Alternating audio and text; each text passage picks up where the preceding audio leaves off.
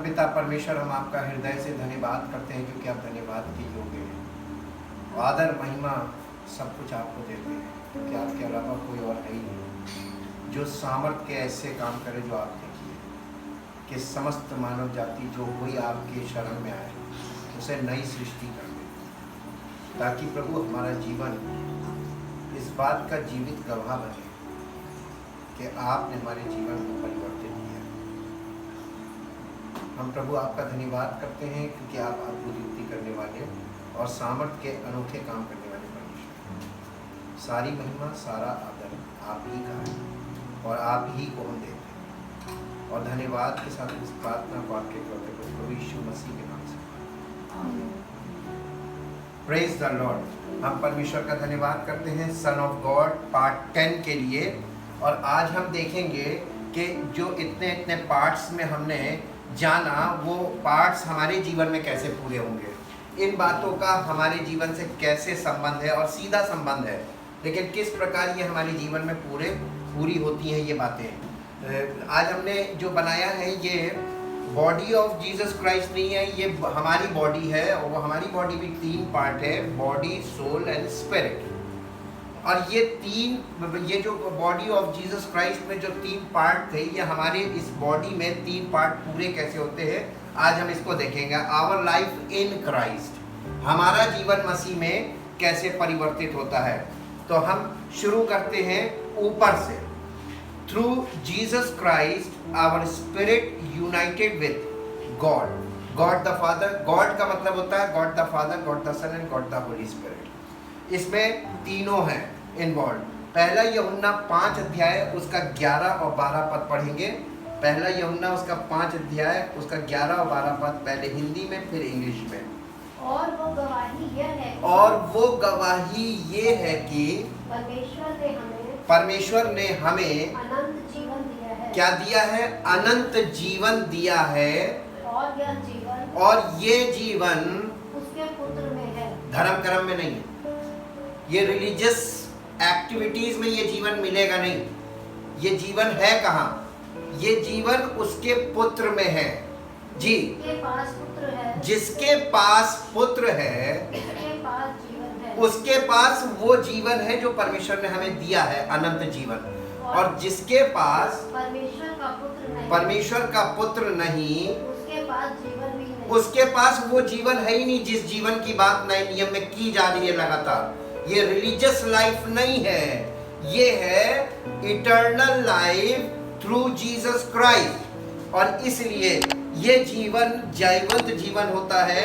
और इसको हम इंग्लिश में पढ़ेंगे। And this is that testimony, that evidence, यानी इस जीवन का प्रमाण, इसकी गवाही का मतलब इसका प्रमाण, evidence. That and this is that testimony. That testimony means that evidence God gave us eternal life, and this life is in His Son. वो जीवन उसके पुत्र में है। अब हम इसका दूसरा 12 पद पढ़ते हैं। He who possesses the Son has that life. He who does not possess the Son of God does not have that life. यानी जिसके जीवन में मनुष्य का पुत्र नहीं या पुत्र का आत्मा नहीं, वो फॉल्स टेस्टिमनी है, फॉल्स एविडेंस है। ये एविडेंस हमारे जीवन में सबसे स्ट्रॉन्ग एविडेंस है। और इसके बिना जितने लोग आपको दिखाई दे रहे हैं religiously, they are false testimony. वो झूठी गवाही है परमेश्वर के वचन और परमेश्वर की आत्मा के द्वारा। अब इसके सोल पार्ट में आते हैं। हमारा सोल और हमारे सोल की पोजीशन क्या होनी चाहिए? If we are in Christ, we are in Christ means a Christ in us the hope of glory. यूहन्ना रचित सुसमाचार 14 अध्याय का 20 और 21 पद पढ़िए। यूहन्ना रचित उस दिन तुम जानोगे कि मैं अपने पिता में हूँ, मैं अपने पिता में हूँ और तुम मुझ में। यीशु मसीह किस में है? पिता में। मैं अपने पिता में, ये गॉड द फादर में। Jesus is in father and we are in Jesus, in Christ. मैं पिता में हूं और तुम मुझ में और तुम मुझ में और मैं तुम में। हाँ, ये बहुत जरूरी है। ऐसे तो लोग सब लोग कहते हैं हम मसीह में हैं, मैं तुम मुझ में, तो यहां पर तो सब गवाही दे रहे हैं हम मसीह में, हम मसीह में, हम मसीह में। ये गवाही झूठी है। कब तक? जब तक वो ना प्रकट कर दे कि मैं इसमें हूं, आई इन यू। जी, जिसके पास मेरी आज्ञाएं हैं ये इसका परख कैसे होती? जिसके पास मेरी आज्ञाएं हैं। और वो उन्हें किसकी मानता- आज्ञाओं की बात कर रहा है? पिता की। न, यहाँ पुत्र अपनी आज्ञाओं की बात कर रहा है। The teachings of Jesus and the commandment of Jesus. यीशु मसीह की आज्ञा क्या है मालूम है? अपने पड़ोसी से उसकी पहली आज्ञा ये थी, अपने परमेश्वर से अपने सारे दिल, अपने सारे मन, अपनी सारी शक्ति, अपनी सारी बुद्धि से प्रेम रखो, और उसी के इक्वल दूसरी कि अपने पड़ोसी से अपने समान प्रेम। ये दो आज्ञाएं हैं। और जिसके पास मेरी आज्ञाएं हैं और वो उन्हें मानता और वो उन्हें मानता भी है, वही मुझसे प्रेम रखता वही मुझसे प्रेम रखता है। और जो मुझसे प्रेम रखता और है, जो मुझसे प्रेम रखता है, उससे मेरा पिता प्रेम रखेगा। यीशु मसीह पहले किसी को नहीं देखता है कि अरे ये बड़ा प्यार कर रहा है, मैं भी इससे प्यार कर लूं। बहुत विजडम वाला पुत्र है और बहुत ओबीडिएंट है, faithful with his father, God the father. वो कह रहा है जो कोई मुझसे प्रेम रखेगा, उससे मेरा पिता प्रेम रखेगा। पहले वो ये देखेगा कि पिता उससे प्यार कर रहा है कि नहीं। उससे मेरा पिता प्रेम रखेगा, और मैं उससे प्रेम रखूंगा। तब वो कह रहा है मैं उससे प्रेम रखूंगा, पहले नहीं रखूंगा। ऐसे तो लोग मसीह मसीह करते रहते हैं, यीशु यीशु करते रहते हैं। यीशु मसीह को मालूम है बहुतेरे हैं मेरे नाम का, मेरा नाम जपेंगे, इसलिए उसने पहले से ये आंकड़ा बना दिया कि जो कोई मेरी आज्ञाओं को मानता है और मेरा पिता मुझसे प्रेम रखता है, पहली बात। और दूसरी बात कि जो मुझसे प्रेम रखता है उससे मेरा पिता प्रेम रखेगा, और जिससे मेरा पिता प्रेम रखेगा उससे मैं प्रेम रखूंगा, और अपने आप को उस पर और उसी को अपने आप को उसके जीवन में प्रकट करूंगा। इसको इंग्लिश में पढ़ते हैं। इंग्लिश में ये कौन सी वर्ष थी? और ये है 20 और 21, 14 14 की की 20 21 20 21। यहूदी। हाँ, at that time when that day comes, you will know for yourselves that I am in my Father and you are in me and I am in you। ये पूरी सर्किट पूरी होनी है। तो मैं पिता में, तुम मुझ में और मैं तुम में। The person who has my commandments and keeps them is one who really loves me, and whoever really loves me will be loved by my Father, and I too will love him and will show यानी reveal manifest myself to him। I will let myself be clearly seen by him and make myself real to him। मैं वास्तव में उसको अपने आप को प्रकट करूंगा और वो वास्तव में मुझे देखेगा। This is the real testimony। और ये सच्ची गवाही है, ये एविडेंस बन जाएगी हमारी लाइफ में, जब हमारे प्राणों में ये काम हमारे प्राणों में होना चाहिए। कुलस्सियों की पत्री उसका पहला अध्याय और उसका 27 पद पढ़िए। जिन पर परमेश्वर ने प्रकट करना चाहा, जिन पर परमेश्वर ने प्रकट करना चाहा, सब पर नहीं करेगा, जिन पर प्रकट करना चाहा कि उन्हें ज्ञात हो कि उन्हें ज्ञात हो कि अन्य जातियों में कि अन्य जातियों में उस भेद की महिमा का उस भेद की महिमा का मूल्य क्या है, मूल्य क्या है, और वो ये है और वो ये है कि मसीह कि मसीह जो महिमा की आशा है, जो महिमा की आशा है, तुम में रहता है। कहाँ रहता है? किसी टेंपल में बता दीजिए, किसी चर्च बिल्डिंग में बता दीजिए, कहीं बता दीजिए किसी बिल्डिंग में। क्राइस्ट कहीं नहीं रहता। वो कहाँ रहता मालूम है? हमारे जीवन में। और अगर यहाँ नहीं है तो कहीं नहीं। तो हमें सबसे पहले सतर्क ये होना है कि हर जीवन में वो नहीं है। जिस जिंदगी में वो होगा वो जिंदगी अलग दिखेगी, और उस जिंदगी के पास आप जाएंगे तो उसके द्वारा परमेश्वर का आत्मा आपसे बात करेगा और वो कन्विक्ट करेगा। दो काम करता है होली स्पिरिट, कन्विक्ट करेगा और कन्विंस करेगा। आपको आपके दोष को भी बताएगा और आपको गाइड करेगा कि इस दोष से बाहर आ जाओ, लेकिन आपके साथ जबरदस्ती नहीं करेगा। अगर आप उस चीज को एक्सेप्ट करेंगे तो आप कन्विंस हो जाएंगे, तो आपको भी लाइफ मिलेगी, आशा है।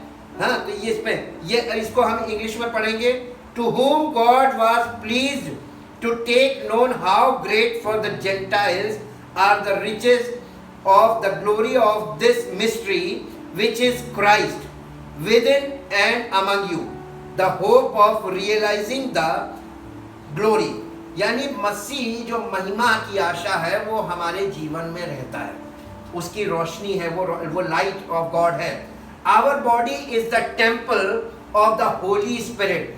अब जब हम मसीह में होते हैं तो हम शरीर से वर्शिप नहीं कर रहे, मालूम क्यों?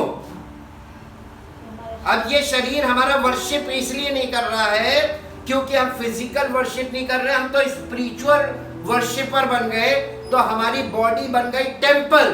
Temple is a dead thing, building. Our body is just like a building, एक टेम्पल बन गई। टेम्पल कभी वर्शिप करता है?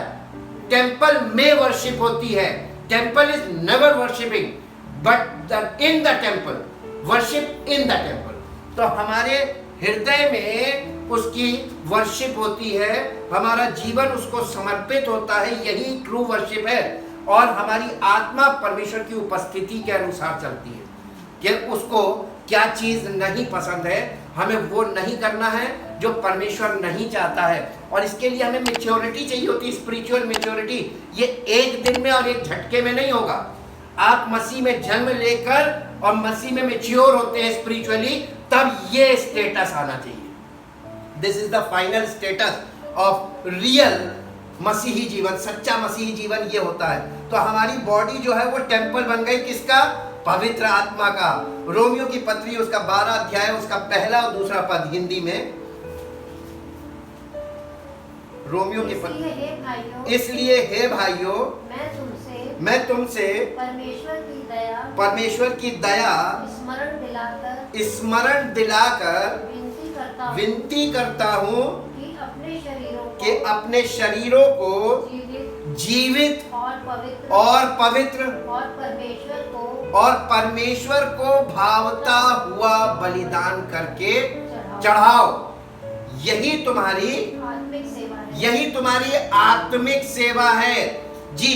इस संसार के और साथ ही साथ एक बात और कह रहा है, इस संसार के सदृश ना बनो, परंतु तुम्हारे मन के नए हो जाने से तुम्हारा चाल चलन भी बदलता जाए।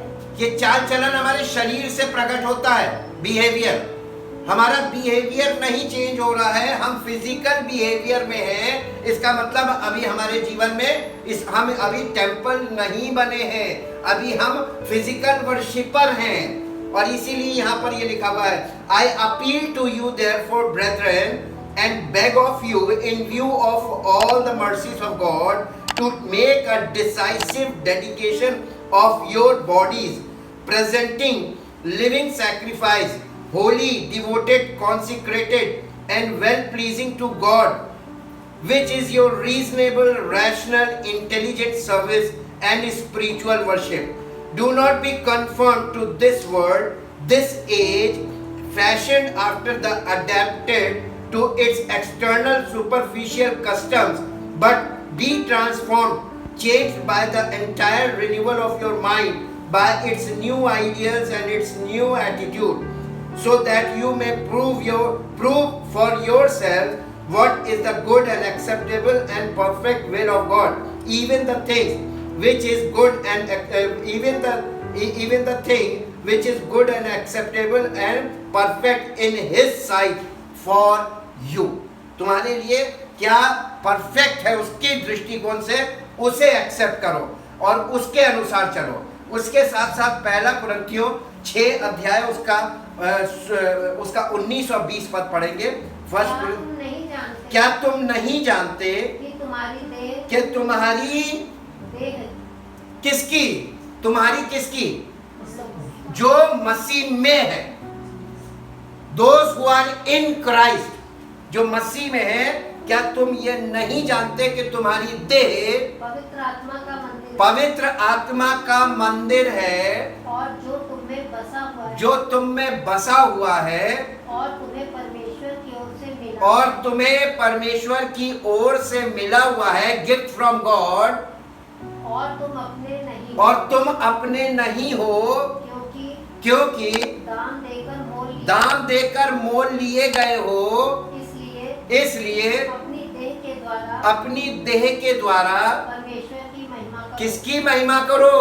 परमेश्वर की। परमेश्वर आत्मा है, तुम्हारी देह मंदिर बन जाए और परमेश्वर का आत्मा उस मंदिर में अंदर वास करे, और उसके लिए रिस्ट्रिक्शंस नहीं होंगे, तो मंदिर में आत्मा नहीं रुकेगा। अब पवित्र जगह, परमेश्वर का आत्मा पवित्र है और हमारा हृदय अपवित्र है, क्या पवित्र आत्मा आएगा? नेवर, कभी नहीं आएगा। क्लेंसिंग कौन करेगा? हम नहीं कर सकते। हम अपने आप को अंदर से शुद्ध नहीं कर सकते। हम स्नान करते हैं, बाहर से अपने आप को साफ करते हैं, लेकिन हम बाहर से भी अपने आप को शुद्ध नहीं कर सकते, साफ कर सकते हैं। जब आप एक नॉर्मली किसी ऑपरेशन थिएटर में जाते हैं, ऑपरेशन थिएटर को पानी से नहीं धोया जाता है, ऑपरेशन थिएटर को कार्बोलाइज किया जाता है और उसके इंस्ट्रूमेंट को स्टेरिलाइज किया जाता है। क्यों? क्योंकि वो शुद्धिकरण किया जाता है। उस शुद्धिकरण से वहां पर, इसीलिए ऑपरेशन थिएटर के अंदर हम जो शूज पहने, चाहे हम हो और चाहे ऑपरेशन क्रू हो, चाहे वहां का एम्प्लॉय हो, स्टाफ हो, कोई भी व्यक्ति उस जूते और चप्पल में ऑपरेशन थिएटर के अंदर नहीं एंटर करता। वो वहां रिमूव करता है और ओटी की चप्पल पहनकर अंदर जाता है। वो कार्बोलाइज्ड होती है, स्टेरिलाइज्ड होती है, उसी को पहन के अंदर जाता है। मालूम क्यों? क्योंकि अंदर आप ऐसे जा नहीं सकते। एप्रन पहनकर जाता है, अपने जितने भी हेयर वाला पार्ट है उसको कवर्ड करके जाता है। इतना शुद्धिकरण किया जाता है इंसान के ऑपरेशन की जगह को। तो परमेश्वर जो परम पवित्र है, वो कैसे हमारे जीवन में ऐसे आ जाएगा कि बस हमने विचार कर लिया और हमने बैठ के ध्यान लगाया और परमेश्वर का आत्मा आ गया? ये फॉल्स है, ये झूठ है। और संसार में झूठ का तो बोलम बोल बाला है, और हर आदमी जो स्पिरिचुअली डेड है वो ऐसे ही लोगों के चक्करों में फंस जाता है, माइंड टर्न कर देता है। एक आदमी एकदम ब्लाइंड है स्पिरिचुअली, एक आदमी उसकी एक आंख खुली हुई है स्पिरिचुअली, और एक आदमी स्पिरिचुअली डेड। और ये तीनों जो काना होता है, ये अंधे को भी और मुर्दे को भी, दोनों को बेवकूफ बना सकता है। पूछिए कैसे? उसकी एक आंख खुली, ये एज अ व्यू, उसके पास एक व्यू है और वो उस व्यू को उनको बताता रहेगा। अंधे को कहेगा कि ऐसा है, तो वो कहेगा अच्छा ऐसा है, मान लेगा। डेड को भी कह देगा, स्पिरिचुअली डेड को, अरे तुम क्या जानते हो, हम ये बता रहे, वो मान लेगा। क्योंकि दोनों ही उसके अधीन है, कुछ कर नहीं सकते। लेकिन मसीह में हमारी दोनों आंखों को भी खोल दिया जाता है। हमारी आत्मिक आंखें खुल जानी चाहिए। आत्मिक आंखें होती कहाँ है? The mind is our spiritual eye. Intelligent बनिए, इंटेलिजेंट। इस संसार के सदृश मत बनिए। यहाँ संसार में सब बिना डिग्री वालों की बात लोग मान रहे हैं, डिग्री वालों की कोई नहीं मान रहा। झाड़ा फूकी करने वालों के पास कौन सी डिग्री है? उनकी बात सब मानते हैं, बड़े बड़े पढ़े लिखे मान रहे हैं, और इतने बड़े बड़े इंस्टीट्यूशन बने, इतने बड़ा बड़ा रिसर्च चल रहा है, इतनी बड़ी बड़ी स्टडी चल रही है, वहां पर डिग्री लेकर एक आदमी बैठा हुआ है, एक डॉक्टर, उसकी बात कोई नहीं मानता। मानसिक रोग को इविल स्पिरिट मान लेंगे कि उसके ऊपर इविल स्पिरिट है, मानसिक रोग नहीं मानेंगे। ये एजुकेटेड वर्ल्ड की बात बता रहा हूं आज के। कितने बुद्धिमान लोग हैं, वाह! कौन बुद्धिमान है? ये तो आपकी जिंदगी बताती है। धक्के खा के, धोखे खा के, सब चीजों से लुट पिट के आदमी जब बैठा रहता है ना, और केस बिगाड़ लेता अपना, तब उसको पता चलता है कि अच्छा, हमने शुरू में, अगर इनिशियल स्टेज में हमने ट्रीटमेंट करा लिया होता तो ठीक हो जाता। साइकोलॉजिकल डिसऑर्डर, मेंटल डिसऑर्डर्स ऐसे होते हैं कि आपको लगेगा तो कि ये इविल स्पिरिट है, लेकिन इविल स्पिरिट नहीं होती है। ये ज्यादातर मेंटल प्रॉब्लम्स होती है, डिसऑर्डर्स होते हैं। हालेलुया। तो ये स्टेटस है। क्या 1920 हो गए दोनों? अब इसको हम इंग्लिश में पढ़ते हैं। 1 Corinthians chapter 6 verse 19 and 20। यहां पर इस प्रकार से लिखा हुआ है 19 and 20। Do you not know that your body is the temple, the very sanctuary of the Holy Spirit who lives within you, whom you have received as a gift from God? Are you not your own? You are not your own. You were bought with a price, purchased with a preciousness, and paid for, made His own. So then, honor God and bring glory to Him in your body, in your body, from your body नहीं लिखा, in your body। इनका मतलब तुम्हारे प्राणों में मसीह की सामर्थ्य काम करे और तुम्हारे प्राणों के अंदर परिवर्तन हो, तो तुम्हारे जीवन से अंदर, तुम्हारे सोल पार्ट से, तुम्हारे शरीर में पर मसीह की महिमा प्रकट हो। With in, not from. अब आते हैं एकदम बाहर। वी आर हिज टेम्पल, हम उसका मंदिर बन जाते हैं। In Christ we are the temple of the holy spirit. और मसीह में जब हम उसका मंदिर बन जाते हैं, तब हम दुनिया में परमेश्वर की नजर में टेम्पल के जैसे दिखने चाहिए, और अन्य जातियों में जो मसीह को नहीं जानते उनको भी हम टेम्पल दिखें। We are just like temple, just like Jesus Christ. यीशु मसीह मूसा के तंबू का पूरा ट्रू कॉपी बनकर आया था। He tabernacled among us, उसने हमारे बीच डेरा किया, और उसका आत्मा हमारे जिस्म में, हमारे हृदय में अगर वास करता है, डेरा करता है, टेबरनेकल्ड इन आवर हार्ट, तो हमारा बॉडी जो है वो टेंट बन जाता है और वो टेम्पल बन जाता है। यानी ये टेम्पल स्ट्रॉन्ग होता है। टेम्पल, टेंट से टेम्पल अलग होता है। टेंट का मतलब होता है लिविंग फॉर अ वाइल, तो अस्थायी रूप से निवास करना, और टेम्पल का मतलब होता है स्थायी रूप से वास करना। पवित्र आत्मा एक बार हमारे जीवन में आ जाता है तो हमारे जीवन से जाता नहीं है, वो परमानेंटली ड्वेल करता है, रेस्ट करता है, यहीं पे निवास करता है। We are his temple, collectively और इंडिविजुअली। हम अकेले हैं तो भी हम मंदिर हैं, और जब हम सब मसीह में जमा होते हैं कलीसिया के रूप में, तब भी हम सब कलेक्टिवली अ बिग टेम्पल, हम बड़ा मंदिर बन जाते हैं, आत्मिक मंदिर। और ये आत्मिक मंदिर किसको कहते हैं? जहां पवित्र आत्मा काम करता है, जहां पवित्र आत्मा वास करता है, और जहां सब लोग पवित्र आत्मा के अधीन होते हैं। That is the real temple. पहला कुरिन्थियों 3 अध्याय उसका 16 और 17 पद हिंदी में पढ़िए। क्या तुम नहीं जानते कि तुम परमेश्वर का मंदिर, कि तुम परमेश्वर का मंदिर हो, और परमेश्वर का आत्मा तुम में वास करता है। किस में वास करता है? हम में वास करता है। यदि कोई परमेश्वर के मंदिर, अगर कोई परमेश्वर के मंदिर को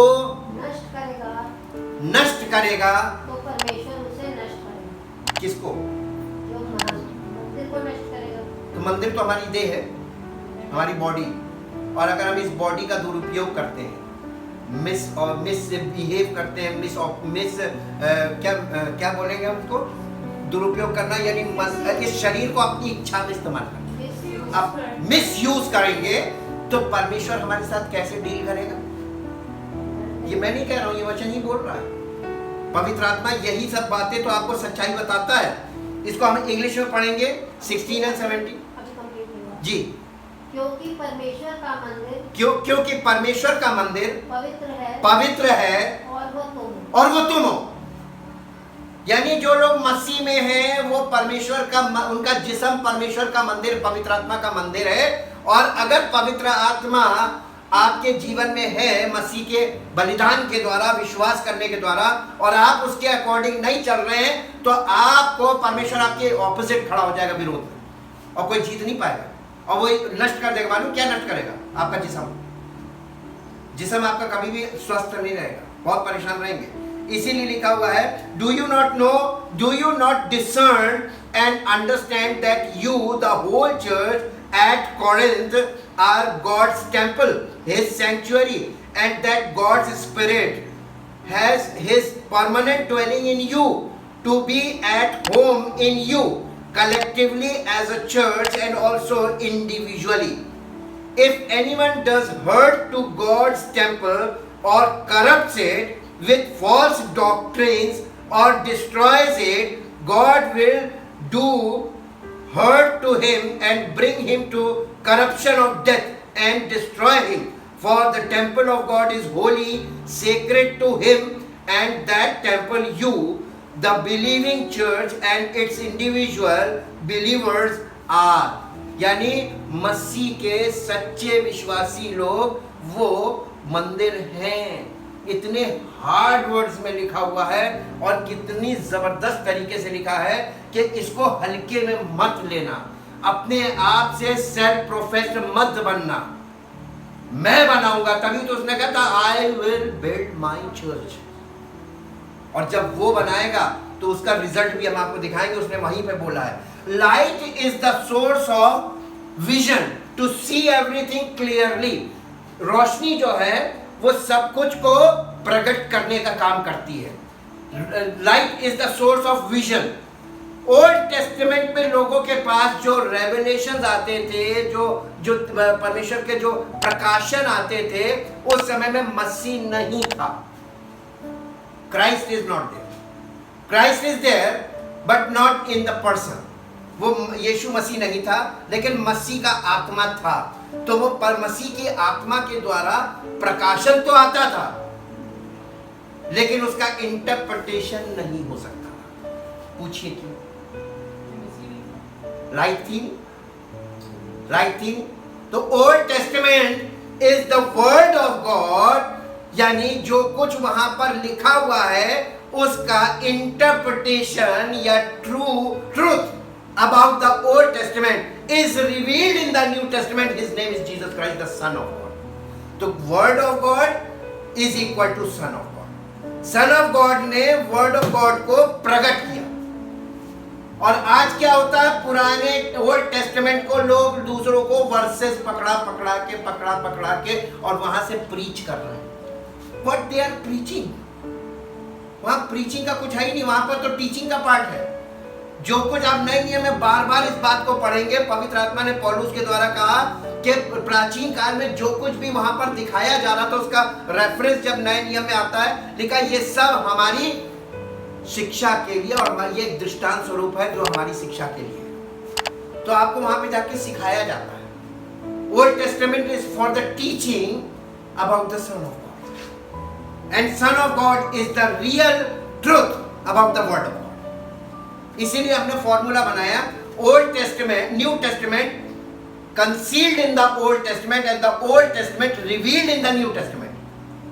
कभी इसको करिए कॉम्प्लीमेंट्री है, आप इसको कॉन्ट्राडिक्टरी मत बनाइए, वो फॉल्स टीचिंग हो जाती है। तो ये जो है ना, light is the source of vision to see everything clearly. Jesus said I am the light of the world, he is the divine light, वो स्पिरिचुअल लाइट है। पहला कुरिन्थियों 13 अध्याय उसका 10 से 12 पढ़िए। परंतु जब सर्व सिद्ध आएगा तो अधूरा मिट जाएगा। ये सर्व सिद्ध कौन है? जब वो आएगा तब अधूरा मिट जाएगा। इसका मतलब पुराने नियम में जितनी चीजें हमको बताई गई वो सब अधूरी। पहली चीज वो सब अधूरा, वहां पे कोई चीज पूरी नहीं है, सर्व सिद्ध वहां है ही नहीं। परंतु जब सर्व सिद्ध आएगा तब तो अधूरा मिट जाएगा। यानी जब लाइट आएगी तब तुमको सब कुछ दिख जाएगा। जी, जब मैं बालक था, जब, अब यहाँ पर बहुत अच्छी बात समझा रहा है, जब मैं बालक था। In the Old Testament all the priest and all the Levites and all people जो वहां परमेश्वर के सेवक के रूप में दिख रहे, ये सब बच्चे हैं स्पिरिचुअली, दे आर बेब्स।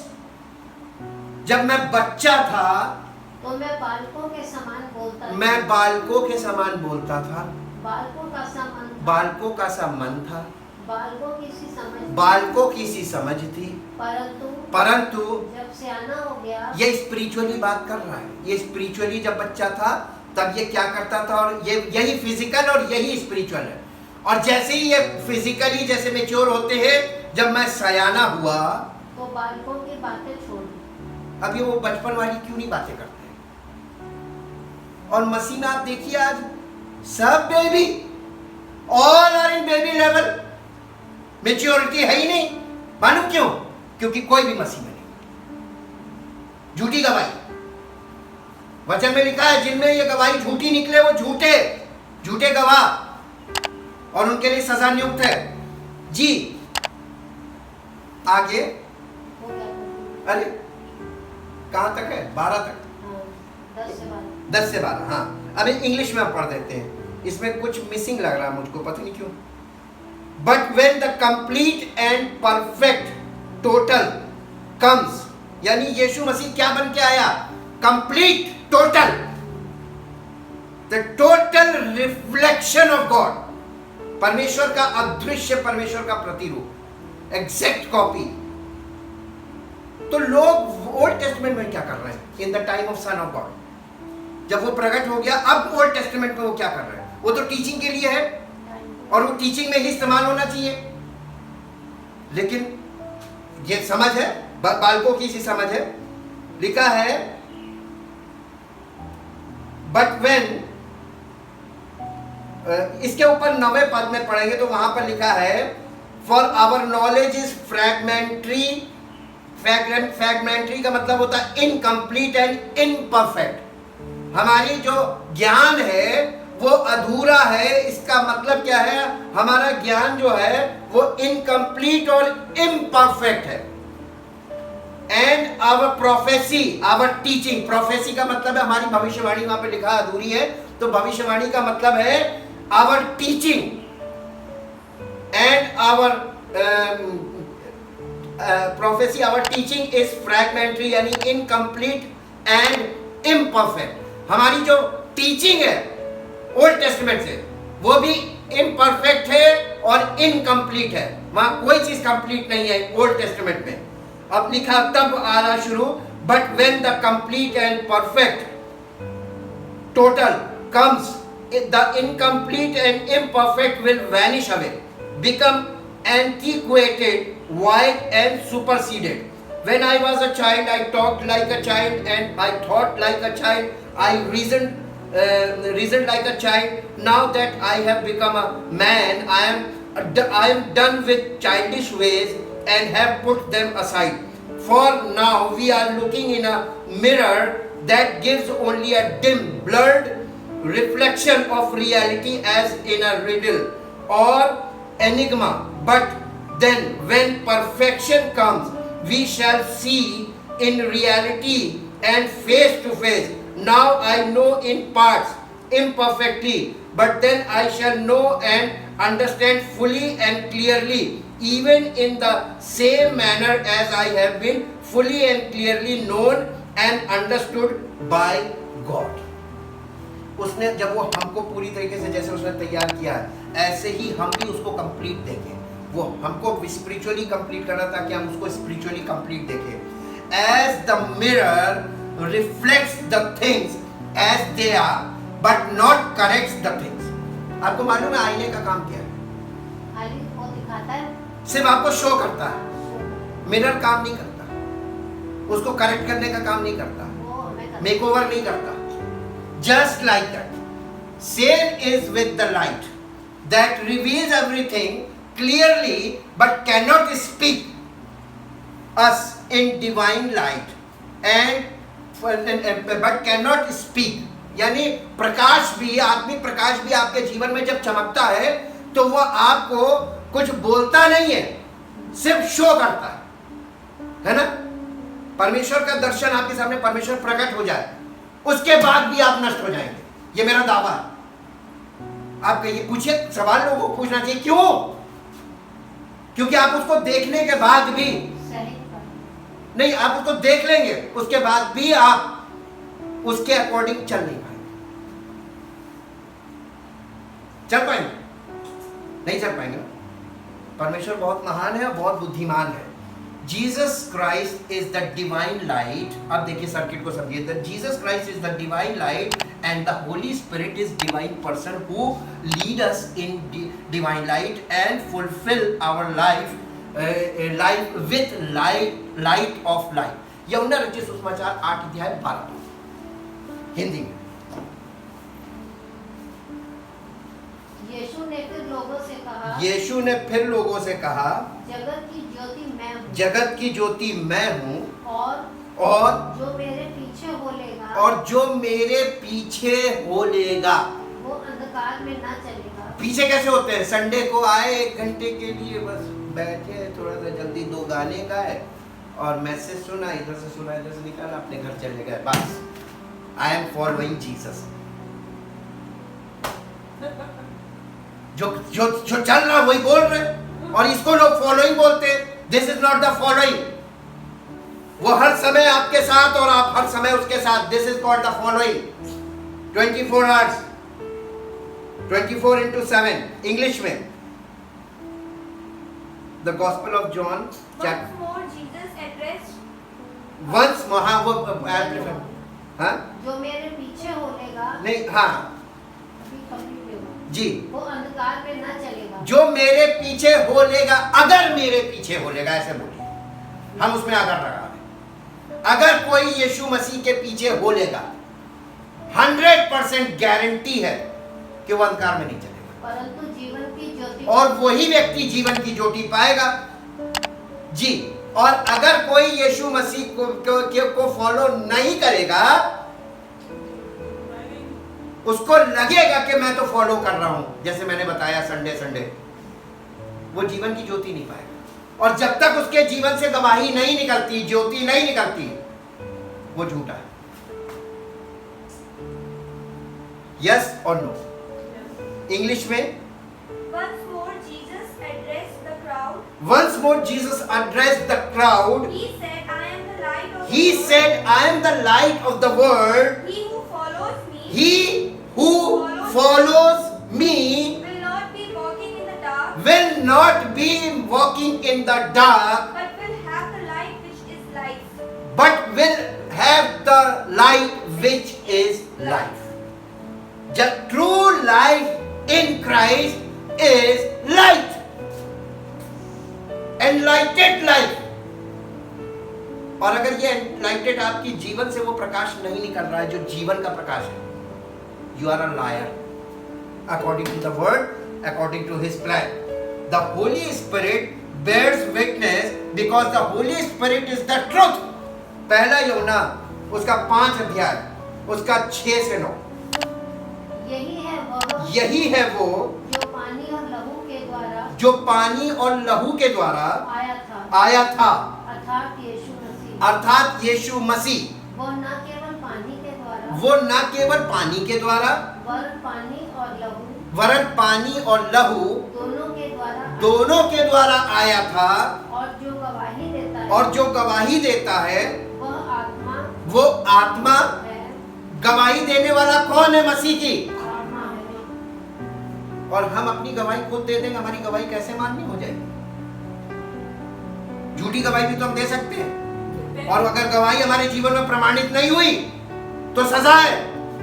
किसी ने कभी बताया नहीं होगा, भयानक सजा है। इसीलिए लिखा है परमेश्वर धधकती आग है, उसके साथ खिलवाड़ मत करो। Be serious with God always in life, वरना तुम्हारी लाइफ चौपट, क्योंकि उसके साथ खिलवाड़ करके नहीं बचोगे। जी, क्योंकि आत्मा सत्य है, क्योंकि आत्मा सत्य है। गवाही देने वाले 3 हैं, गवाही देने वाले 3 हैं, आत्मा और पानी, आत्मा और पानी और लहू।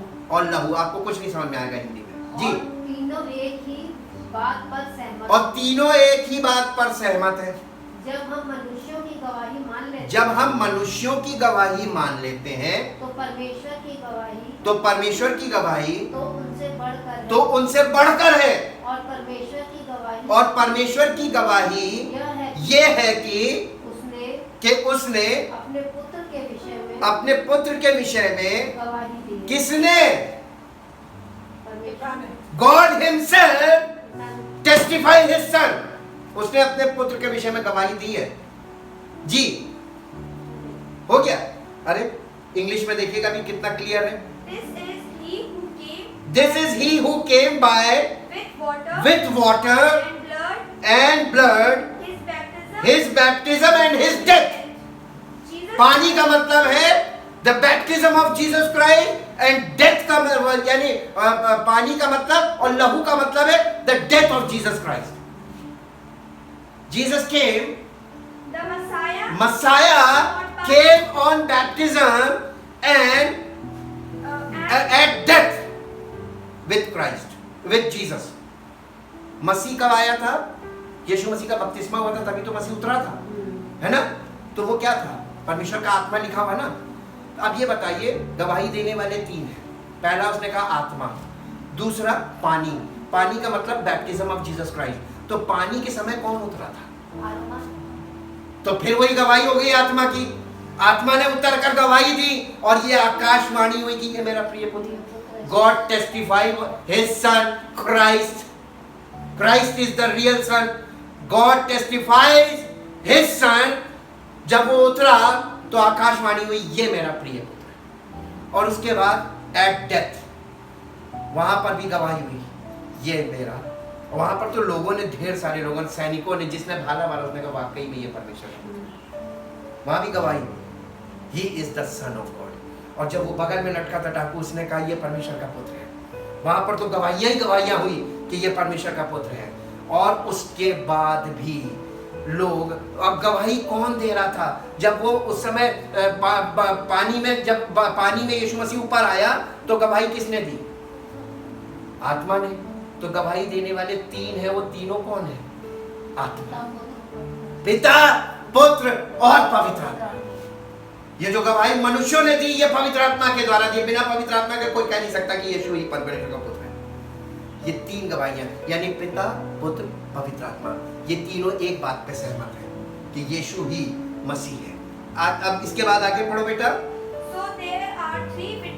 So there are three witnesses in heaven, the Father, the Word and the Spirit. ये भी वही आ गए, पिता, पुत्र, पवित्र आत्मा. The Father, the Word became flesh. His name is Jesus Christ, Son of God. The Father, the Word and the Holy Spirit. ये तीनों एक बात पे सहमत है. ये स्वर्गीय गवाही है. अब बताइए, स्वर्गीय गवाही माननी चाहिए या मनुष्यों की गवाही माननी चाहिए? झूठी शिक्षा देने वाले अपनी गवाही दे रहे हैं. आप किसकी गवाही पे विश्वास करोगे? आगे पढ़िए, आगे पढ़ो बेटा. And these three are one. And these three are one. And there are three witnesses on the earth. And there are three witnesses on earth. The Spirit. The Spirit, The water.